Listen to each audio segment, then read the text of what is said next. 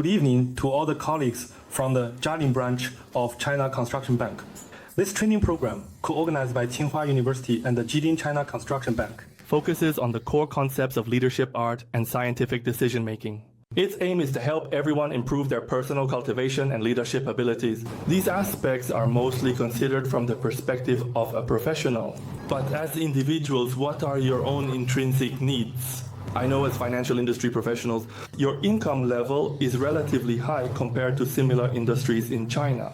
However, the pace is fast and pressure is also relatively high. After more than 30 years of China's reform and opening up policy, our living conditions have already improved tremendously compared to previous decades. But I would like to ask everyone here, who among you has ever truly, from the very bottom of your heart, at any point in your life, felt real happiness?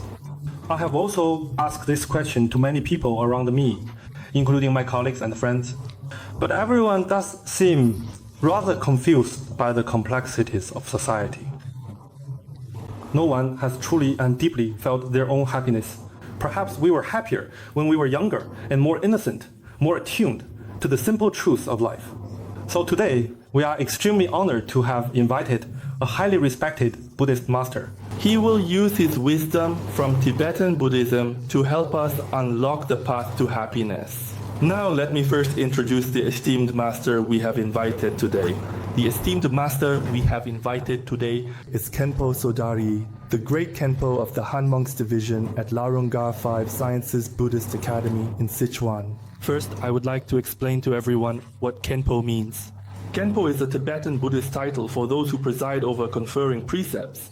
It is similar to the position of abbot in Han Chinese Buddhist temples. Khenpo Sodargye is an inheritor of the Vajrayana Buddhist tradition. For years, he has taken on both teaching and administrative duties for the Han Monks Division at the Buddhist Academy, but has also been dedicated to sharing the profound and precious wisdom of Tibetan Buddhism to the Han Chinese regions and even to Chinese-speaking communities around the world. Khenpo has persisted in translating a vast number of scriptures and treatises, and to date, his published works amount to tens of millions of words. He has had a very broad influence both domestically and internationally. In recent years, Khenpo has used the internet, video platforms, Weibo, and other media, and various modern technological means to widely spread the Dharma and reach out to devoted followers. On Weibo alone, Khenpo has as many as 880,000 followers. In addition to spreading the Dharma, Khenpo has also been actively involved in promoting social welfare and charitable work for many years. Now may I ask everyone to please stand and give a warm round of applause to welcome Khenpo Sodargye.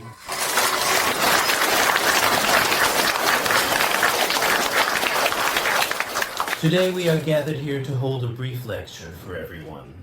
Before we begin the lecture, I believe the organizers have already informed everyone that I will probably be sharing with you for about an hour or so, followed by an interactive session. Today is also quite a rather special day. Today is July 17th. This is actually known as World Care Day. On this day last year, I had the opportunity to attend and participate in a remarkable event, the World Care Forum, which was held in the city of Beijing. The theme at that time was caring for the environment, caring for life. That was the theme.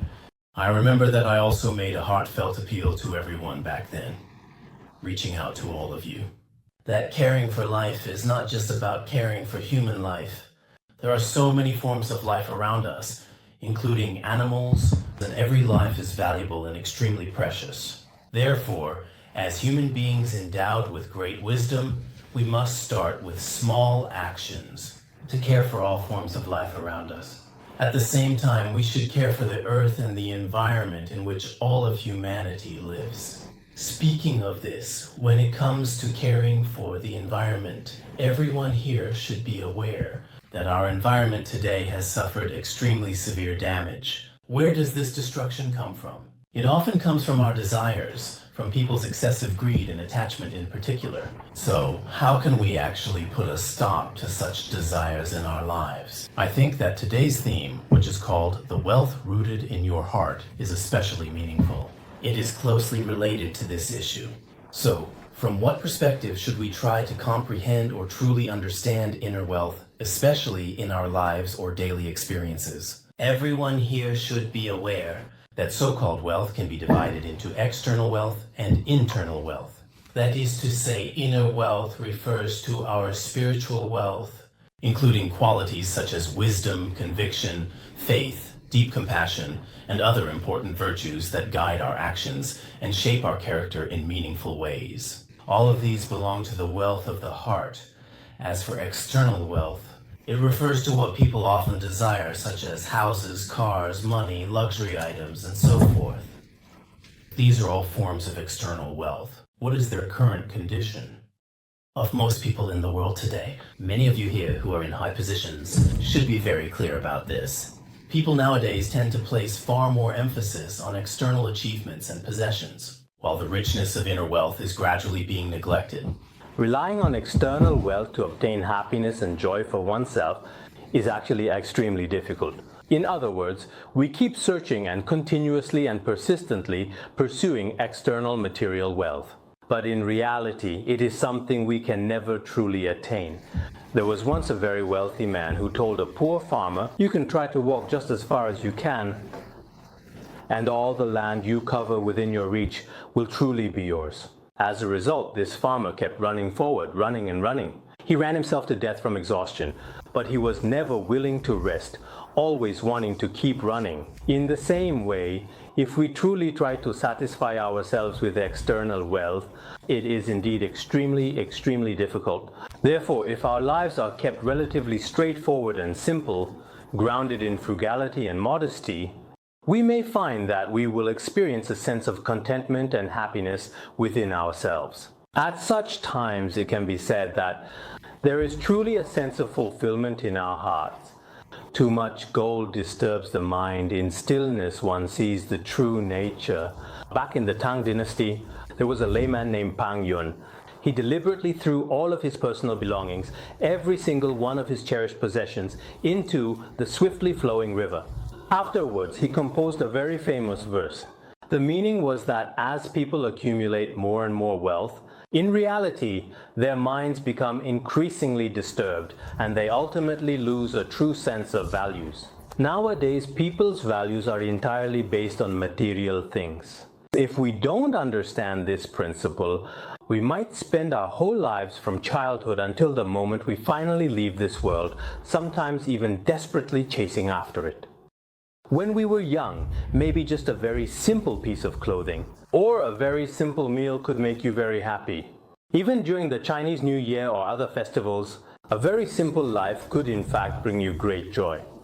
But now, in such a materially abundant society today, even the finest, most exquisite delicacies and all kinds of gold and silver treasures may not necessarily bring you true happiness in your heart. So now we should understand that if people are always, consistently and continually seeking or searching for happiness, joy, or contentment from external things, sources, or circumstances, according to Einstein's well-known values, this is called a pigsty ideal. I don't really know if any of you here have ever actually learned or heard about the so-called pigsty ideal. What is the pigsty ideal? We all know that the pigs and dogs in a pigsty are actually only interested in eating, drinking, surrounded by the stench of dung and filth. Apart from this, there is no higher or more noble spiritual pursuit. There is no spiritual happiness or fulfillment, or in other words, the concept of being content with less and having fewer desires. In Buddhism, this is called all conditioned existence is suffering. That is to say, this kind of happiness is actually not truly joyful. People should have pursuits beyond just food and drink, and reach significantly deeper and higher levels spiritually on a personal level. In reality, the overall moral standard of society has not been fully elevated because trying to satisfy people's desires entirely through external means is in fact extremely difficult. All of you who are present here in this room should be fully aware of that some futurists, after conducting research and investigations, speaking from the perspective of today's society, have found that people's desires are growing ever larger. The resources on Earth are increasingly unable to meet our demands. Long ago in the past, the renowned leader of India, Mahatma Gandhi, also once said, "The Earth just provides resources to satisfy our basic needs, but it cannot fully satisfy us. If our desires are especially great, it cannot fully satisfy us. Therefore, many futurists believe that if everyone were to reach the standard of living in the United States, people's desires and aspirations around the world would only continue to grow. If we were truly to achieve the standard of living of today's society in America, even 20 Earths would not be enough to meet the demand. This is probably true. It is often said that, as of recent years, there are now well over 40 million cars currently in China, according to various reports. And these more than 40 million cars are spread throughout the major cities. Traffic jams are common. Even on highways, congestion happens frequently. If we were really to reach the American standard of living, in the US, basically there is one car for every 2 people on average. For China to reach that level, there would actually have to be 700 million vehicles. Some scholars evaluated if all the vehicles in every city were piled up together, it would be as high as the Himalayas. This kind of consumption and energy development would cause tremendous harm to the natural world. So if we think that everyone all around the world is willing to live like people in Western countries, that would be absolutely extremely difficult. Because right now, in many developing countries, people's desires are truly endless. By comparison, the overall sense of satisfaction in developed countries is a bit better. Of course, in countries like Bhutan, where everyone has their own sense of fulfillment, it's actually not that hard for our lives to reach our ultimate expectations. I've been to Bhutan before. In Bhutan, people's lives are very simple. From the homes they live in to the cars they drive, their lives are very simple, without the intense desires found in big cities. But in their very pure and simple environment, they live really happy and truly joyful lives. And life in all its aspects, including family, carries a profound sense of meaning and purpose. But in the cities, many of you present here today have likely felt this on a very personal level. Although people own more and more resources and wealth than ever before, families actually become less harmonious and people feel especially restless inside. Moreover, many so-called successful people nowadays, for the sake of their careers and work, for the sake of all kinds of achievements, they work relentlessly and tirelessly day and night, without any stop. In the end, it's only on the day they die that they might finally get to rest. Besides that, there's hardly even a chance to talk with your own family, or to enjoy a generally, perhaps relatively peaceful, calm, and comfortable life. On one hand, our desires are immense. On the other hand, most of our current goals and ongoing efforts are all for ourselves. If our mindset or attachment could shift toward benefiting society and giving back to society, then actually we wouldn't really feel so much pain deep inside, not as much as we do now. And in addition, the overall atmosphere of harmony in all aspects would continue to keep improving. You might know that in the United States there is a very famous man named Mr. Fuller. When Mr. Fuller was just very young, he had a dream one night. What was his dream? He had this kind of idea that he was determined to earn 10 million US dollars. So he started working desperately to make money and had already earned over $1 million. When he had made over $1 million, he felt hopeful, but his family started having problems because he didn't have time to take care of his family members. At the same time, every day he was struggling and working hard for his job. By this point, he was already physically and mentally exhausted, suffering greatly and in a lot of pain. He was on the verge of collapse, and at that moment, he changed his mindset. He thought, even if I earn $10 million, if I keep it all just to myself, it actually doesn't really make sense. I must use all of my wealth for the benefit of society. Later, he made a vow that he would definitely, without any doubt, build a place called Home for Humanity. Ever since he made this great vow with determination, the atmosphere in his family also changed and became very harmonious. At the same time, he began to work hard for this goal every day. During the process of striving for this, all the physical and mental exhaustion and pain he used to feel completely disappeared. And unexpectedly, in a very short period of time, he really did start earning more and more money. Even the President of the United States at the time was very supportive of him. It should have been Carter, who was very supportive. And the President of the United States participated in his volunteer activities wearing their work clothes to participate in their volunteer work as part of their daily routine. Later, by that time, he had already built more than 60,000 houses, providing safe, secure, and supportive homes for over 300,000 homeless people in need. From this example, it shows that many people here today probably really don't lack anything in their own lives. But what is lacking now more than anything is a sense of compassion. This compassion, to some extent, needs to be given back to society. This is truly necessary. Some people might think, right now I may not have this yet. When I become a great philanthropist someday and make a lot of money, then I'll donate a portion to society. In fact, donating money and investing are essentially the same thing. What matters most is having a genuine desire in your heart to help others. With such a kind and gentle heart, its influence will naturally bring about a gentle transformation in our body and mind.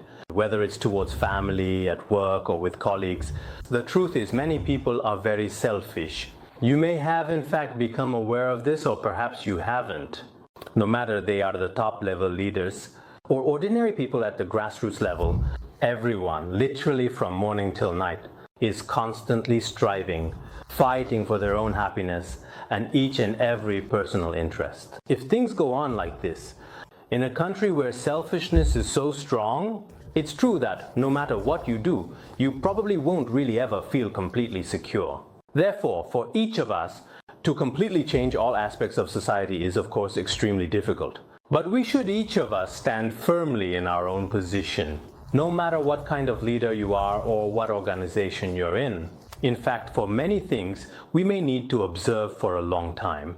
If we don't take the time to observe closely, on the surface, it may seem that everyone here is quite wealthy, but perhaps deep down, they are actually very poor. I often think that some people appear very rich on the outside, but are very poor inside. Some people are rich inside, but poor on the outside.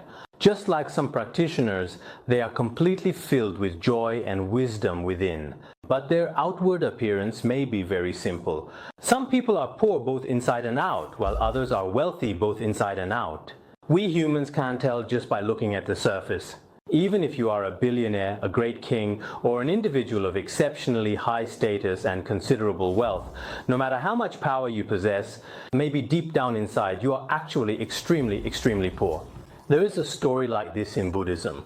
In the past, there was a wealthy, wise, and respected elder named Sigalovada, a notable figure as mentioned in the Buddhist scriptures. He was actually a great benefactor, what we would now call a billionaire. This wealthy billionaire had a truly very fine, exquisite golden box made of red sandalwood. At that time in India, this beautiful golden box was considered extremely precious. Then he announced to everyone that he intended to give this incredibly rare and extremely valuable treasure to someone who was the poorest person in the world. After that, many very poor people from all over the world came to see him. When they came before him, he looked at each of them, at these beggars. One by one he said, "It seems that you are not the poorest. The person I choose as the poorest is actually the king of our country." At that time, the king of their country was called King Prasenajit. He said that the poorest people in our country is exactly our king. I will give it to him when the time comes. The message spread fast. One tells 10 and 10 tell 100. Eventually the message spread throughout the country. Later the message eventually reached the ears of the king.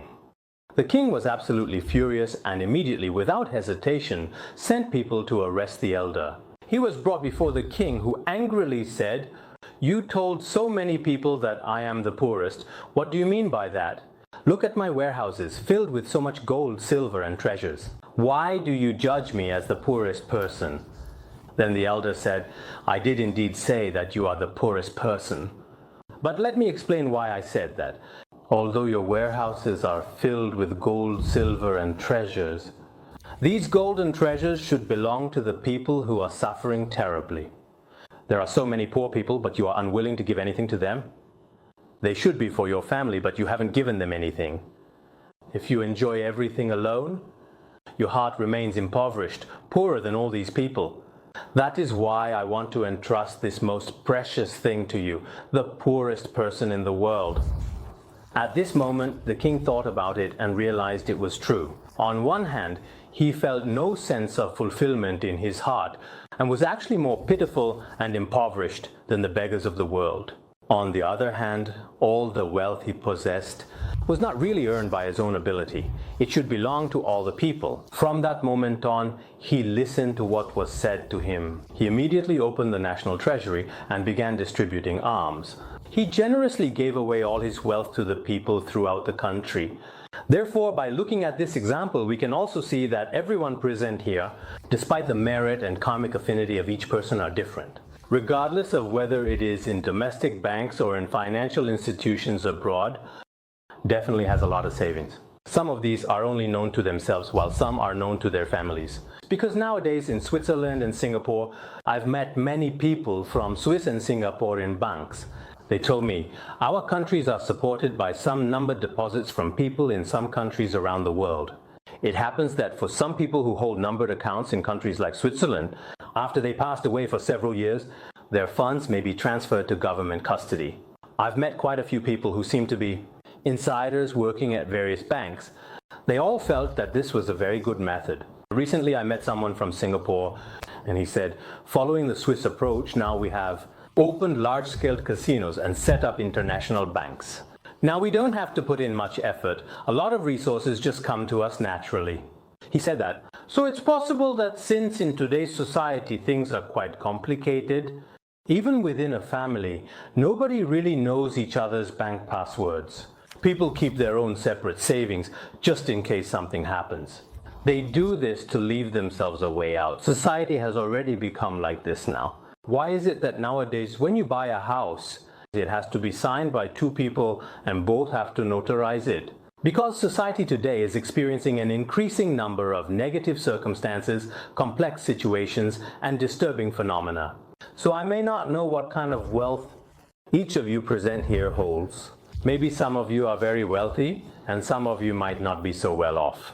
But no matter what, I think that during your lifetime, your wealth, aside from serving your own needs for food and daily living, should also contribute in some way to those around you and society. When we talk about making a contribution, it doesn't necessarily mean you have to hold a charity gala or that you must donate a certain amount at a charity dinner. In fact, even if you just help a college student or help someone who is living in poverty, that is also considered an act of contribution. Because if people develop this kind of habit from a young age, from the perspective of Buddhist principle of karma and retribution, you will naturally find that over time, many valuable resources and wonderful merits will come your way. I once read an article about Cao De Wang, who is the well-known founder and chairman of Fuyao Group. In one introduction, it actually said, he is a devout Buddhist. He believes good deeds are rewarded and evil punished. And over the past few years, actually, he has dedicated a special portion of his wealth to charity, which is about 1.5 billion yuan. This is his way of making contribution. Even though he does business and engages in worldly activities to make money, this is quite natural, and Buddhism also approves of it. Whether you are a businessman or any kind of social worker, engaging in such worldly professions is completely acceptable and proper. However, your methods cannot be all about selfish and harmful to others. If you bring suffering to others, society, or even all other living beings on earth, then it would be more than fair to say that this is extremely unreasonable by any standard. So now, I would like to say to every one of you present here today, if you have the opportunity, on one hand, you must cultivate a sense of contentment in your heart. Whether you currently own a car, a house, or perhaps you don't have either at this moment, just follow the causes and conditions and let it be. If you can keep this mindset, it actually brings a kind of happiness to your heart. If you lack this mindset and set overly ambitious goals while your abilities are limited, the outcome is bound to be suffering. As we often say, when a person's desires are excessive and this is subtracted by their limited ability, the outcome inevitably is a state of intense suffering. But if your desires are very small and your abilities are quite strong, then you will attain happiness. In other words, some people tend to set extremely high goals for their lives and insist on having 1 million, 10 million, or even 100 million in a short period of time. In fact, striving to reach these goals is very exhausting. we should consider, if I had that much, would it really benefit me, and would it really benefit others? In this regard, Buddhism has some particularly unique insights. To be honest, some of the teachings of Buddhism provide especially meaningful guidance for the restless, anxious, and suffering minds in today's society. They are indeed of great significance. I'm not insisting that everyone must take refuge in Buddhism or must have faith. I'm not saying that at all. But actually, having faith is a positive and meaningful quality. Without faith, people are very likely to do all kinds of bad things. So, many people without faith may not have a sense of security. This is extremely important. Those who have faith in this world are truly the most precious kind of people. Except for a few rare occasions, most people in general have a truly great and genuine respect for those with faith. Even if you don't really have faith, there are many things in Buddhism that are truly worth learning from. For example, Buddhism's view of equality, that everyone is equal. This includes all sentient beings. All living beings have value. This is the Buddhist view of equality. It talks about compassion. Great loving kindness and great compassion. People need to have compassion for one another. People also need to show compassion toward animals and even toward the entire world. In addition, Buddhism also often talks about wisdom. That wisdom can illuminate all things in the world, including our current society as we know it, whether it's the microscopic world or the macroscopic world, as well as the entire Earth, all aspects of geography and even quantum mechanics and so on. Sometimes when I look into some of the fundamental principles of quantum mechanics, I am truly deeply amazed by the similarity between that and Buddhism. Why is that? Because, for example, as a case in point, Einstein, around 1905, at that time he began to introduce for the first time the theory of relativity. It caused a sensation back then, as people believed that everything arises in dependence. This conclusion was reached by Einstein after many years of research and careful consideration. But in fact, Buddhism had already spoken about this long ago, referring to it as dependent origination and emptiness. If you understand dependent origination and emptiness and the theory of relativity, when you compare the two carefully, you can't help but be amazed that it turns out that in Buddhism, many of the principles that we now essentially refer to in quantum mechanics are explained in incredible detail. Similarly, Buddha has explained all aspects of the microcosmic and macrocosmic worlds in detail. I'm certainly not trying to confuse everyone here by using any sort of complicated Buddhist jargon. That's not the case. It truly is that if we genuinely understand certain core Buddhist principles, especially the teachings on emptiness, we will naturally develop confidence in Buddha's wisdom. Perhaps you have read the Diamond Sutra. It says in the sutra, all conditioned phenomena are like a dream, an illusion, a bubble, a shadow, like dew or a flash of lightning. At first glance, you might wonder, how can everything be like a dream or an illusion? Many people may not necessarily understand this.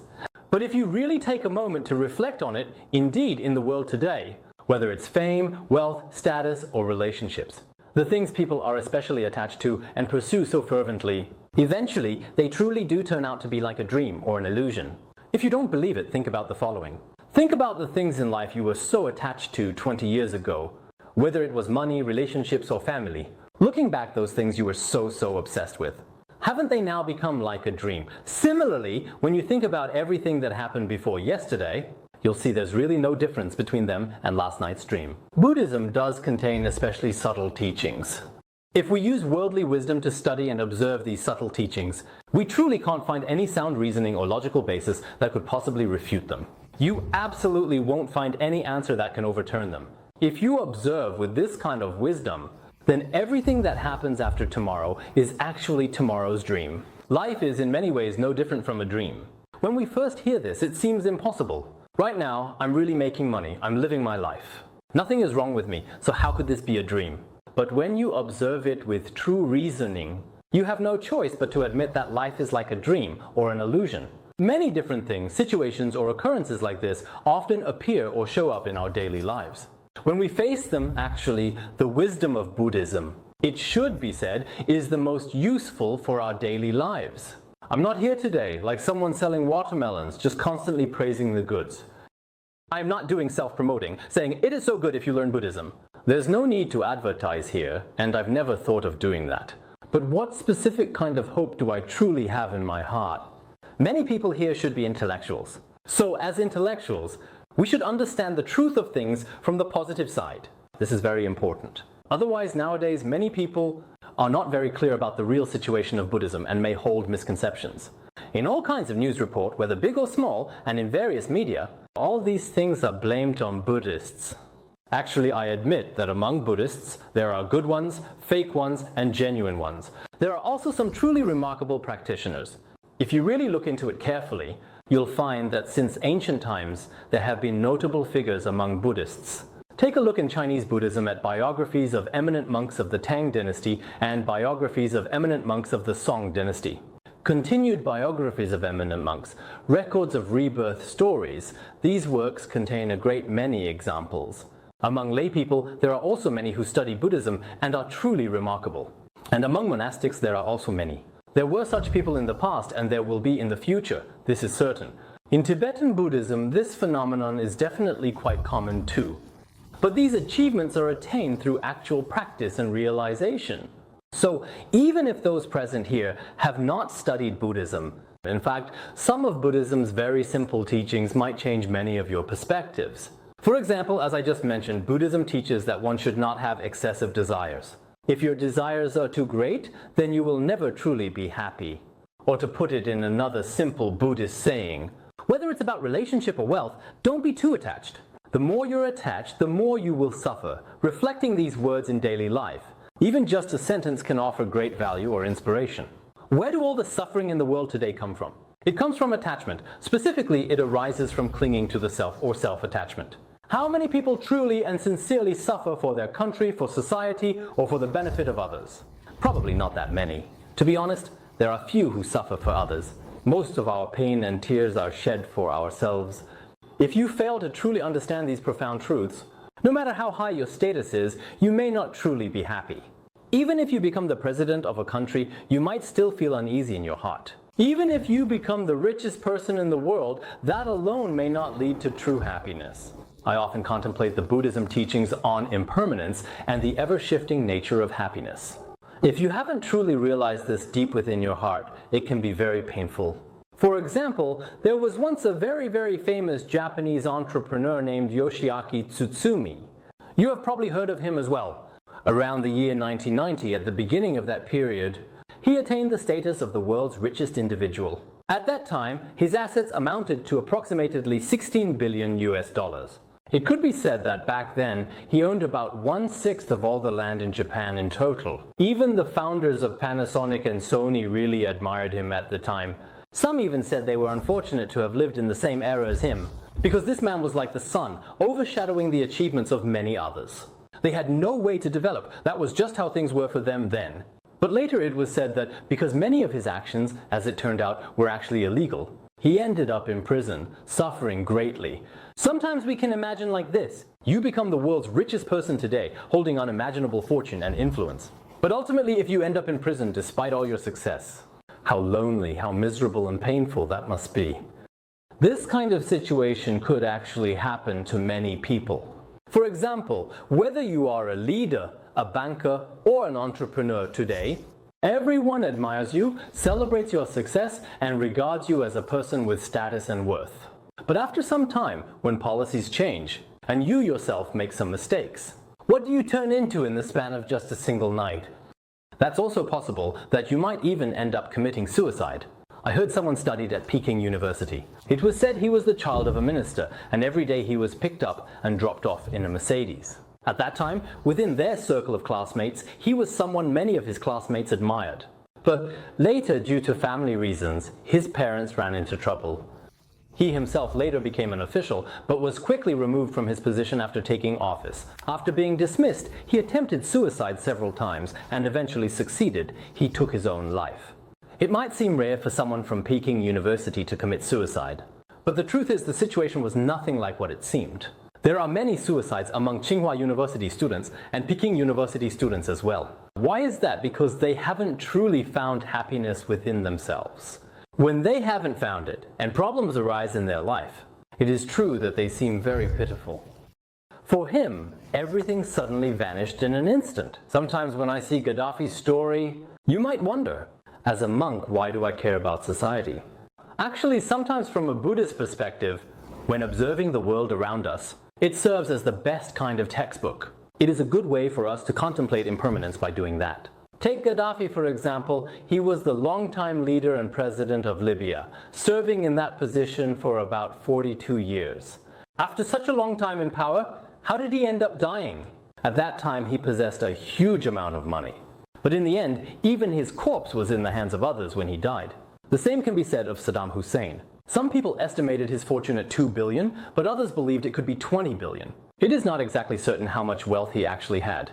He also ruled for a total of 24 years as the undisputed leader of the nation. Yet in the end, this once powerful king ultimately died at the hands of American soldiers. So people should always keep a sense of impermanence in their lives. You might think, perhaps, how could there possibly be impermanence in anything? Right now I'm doing well, living happily. How could something like that happen? But in reality, life is unpredictable and impermanent.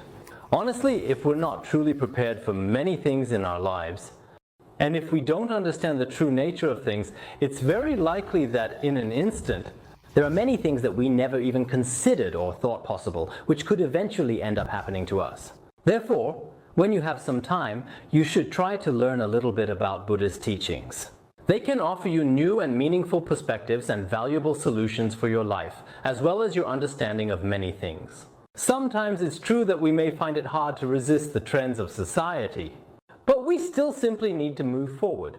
In the past, in the famous Chinese classic Zhuozhuan, there is a phrase, 60 birds flew backward over the capital of Song. What does this mean? Specifically, it refers to 6 birds that are found in the main capital city of the Song state. The wind was blowing strongly in one direction, but they were flying the other way. People didn't understand. Normally birds fly forward, so why were they doing this? But later people realized that because the strong wind was blowing hard ahead, the 6 birds in the group flew forward. But the force of the wind was so great that it kept pushing them back. In fact, they weren't really flying backward, it was the wind that kept blowing them. What does this metaphor mean? It actually refers to the overall trend of society. The way things are going right now doesn't look promising. To be honest, in just a few years, there could very likely be a financial crisis or many other problems. I do not accept the idea that they put forward that the entire world would be destroyed in 2012. From the perspective of Buddhism, Taoism, or any other various historical traditions and schools of thought, such massive natural disasters are not necessarily expected to occur. But human desires have become increasingly too great, and human morality is declining day by day. Many people are seizing all the resources for their own selfish interests. If we look at the present, these things keep appearing in the news. One moment it's the issue of genetically modified foods. Now it seems like people are even afraid to eat grains as if the whole earth has changed into something harmful. Then there's the problem of gutter oil that comes up. After these issues arise, there's no real solution. It just scares people, but as for what we should actually do, there's no clear direction.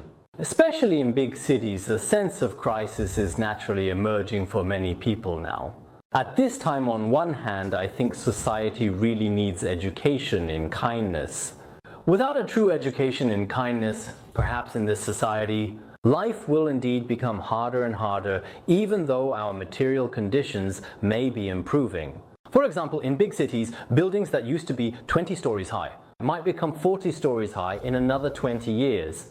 The car you used to drive cost 200,000 yuan, and in another 20 years, the car you drive might cost 700,000 or 800,000. But by then, happiness may be even harder to find. Approximately 20 years ago, the living conditions in the United States were similar to what we have here now. Many people there were busy, while at that time, Chinese people still had a lot of free time. People genuinely felt a sense of happiness and joy. Whether in tea houses or elsewhere, at least there was still some time to relax. But nowadays, almost everyone living in big cities is busy from the moment they wake up in the morning. By the time they get home at night, they're so exhausted and just collapsed onto the bed, too tired to talk. Then, the next morning, they leave home again, looking worried and unhappy. It's just like an ant colony. Bustling and crowded, coming and going, some even breaking down in tears. Viewed through the lens of Buddhism, such a life exemplifies the truth that human existence is marked by suffering. There is an analogy saying the 3 realms are unsafe, like a burning house. But to most ordinary people, Buddhism seems too pessimistic. They think it's impossible. They wonder, we are living such happy lives with sunshine and beauty. Did the Buddha not see this? Was everything really just suffering? In fact, the true nature holds many things that are worth contemplating. We shouldn't blindly pursue a certain kind of happiness in our lives. In reality, the root of happiness lies in the sense of contentment within our own minds. It resides in the profound and heartfelt sense of moral elevation within us. In general, if everyone leads a simple life, they should be able to live happily. For example, when Einstein went to a university in the Netherlands, they thought that such a remarkable scientist should be provided with excellent resources. He said he needed nothing special. He said, I just want some milk, some biscuits, and a desk. That alone makes me happy and I don't need anything else. In fact, those who are truly wise, those who are truly nourished spiritually, lack nothing. Everything they seek is already within. But because of our ignorance, we feel we lack everything and have nothing at all. In the end, we are left with nothing. From a Buddhist point of view, the sense of happiness and wealth are not determined by external possessions, but by whether one has cultivated contentment within the heart. As the Buddha taught, a contented person, even if lying on the ground, is still at ease and happy. In contrast, those who are not truly content, even if they are in heaven, still experience suffering. The same principle applies. Some people with a heart full of contentment may sleep in very simple, humble houses. Yet their laughter is truly, genuinely delightful. They subsist on simple meals, just plain tea and humble food. But their laughter is loud and vibrant, echoing with true contentment. On the contrary, without such inner contentment, many people in big cities, reflected even by their complexion, can hardly be seen smiling. What is the reason for this? It is brought about by our desires.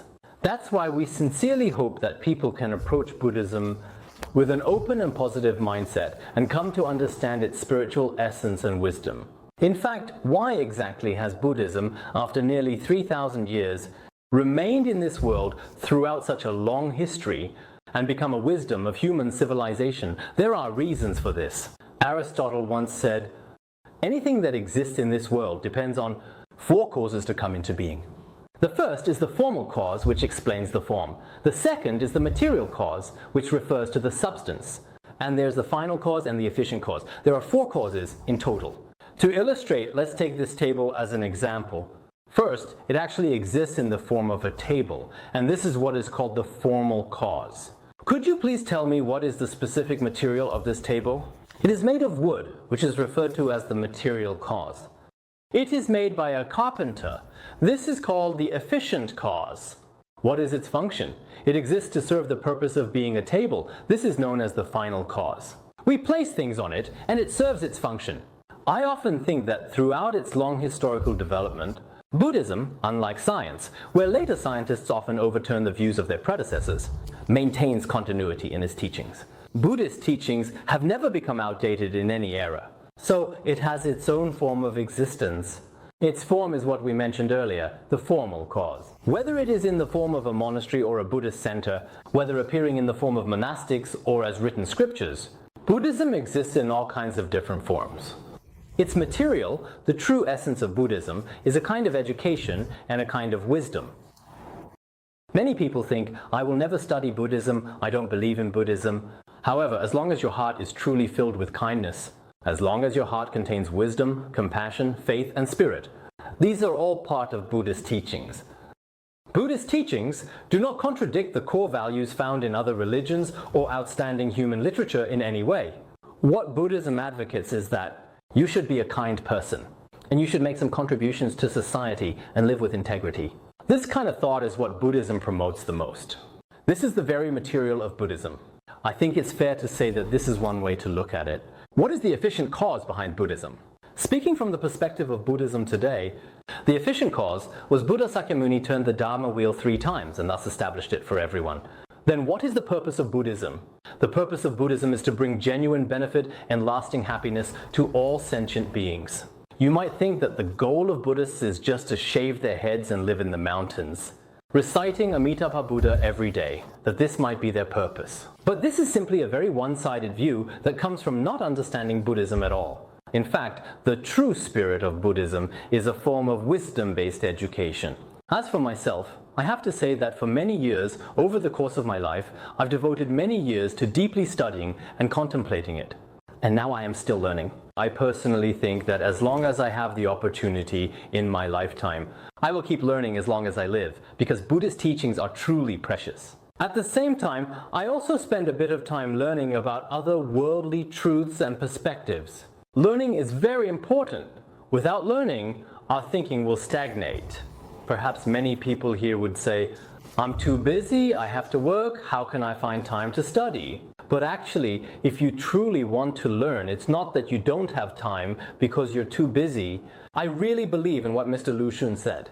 He once said, I would use the time others spent chatting, drinking tea, as well as the time spent eating, to quickly read a few pages of a book. This saying of his, for me, has served as a guiding motto throughout my life, and is something I value very much.